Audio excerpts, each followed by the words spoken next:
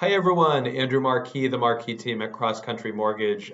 Been getting bombarded with questions about interest rates over the past few days here with the Fed move yesterday of 50 basis points. So really just wanted to reach out and clarify the way that all of this sort of works. When the Fed raises the rate 50 basis points like they did yesterday and like they've increased in the past months, that increases the overnight borrowing rate, the prime rate, which affects home equity lines of credit, and really the rate that portfolio lenders and banks borrow from the Fed. What it does not directly impact is 30-year, 15-year, long-term mortgage rates.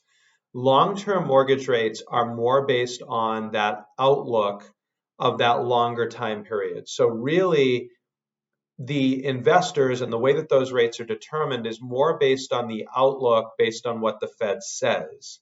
So if the Fed says, hey, we're going to keep increasing interest rates, it makes it appear that long-term rates could be a little bit higher, if rates keep going up.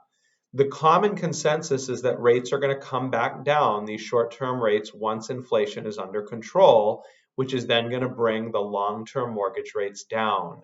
So when you see the Fed come out and he talks about the potential for an easing inflation control, you will see mortgage rates go down despite the fact that the short-term rates are going up.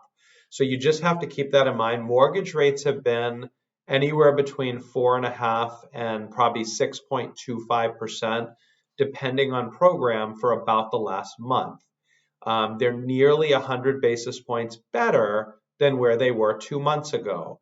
And that's based on the outlook moving forward about the long-term rates potentially coming down in the next 12 to 24 months once inflation is again under control.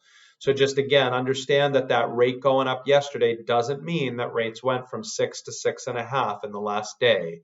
In fact, those rates have been fairly stable. They went up a little bit yesterday about what the Fed was saying, and then today they came down a little bit, but they've been trading in a fairly narrow range in that 5 to 6% range as of late, which in the long run, if we subtract out COVID, those are really low rates. So if you have any questions about this, feel free to reach out. I just felt it was worthwhile to present this video, just given the numerous phone calls and questions I've had over the past 24 to 48 hours.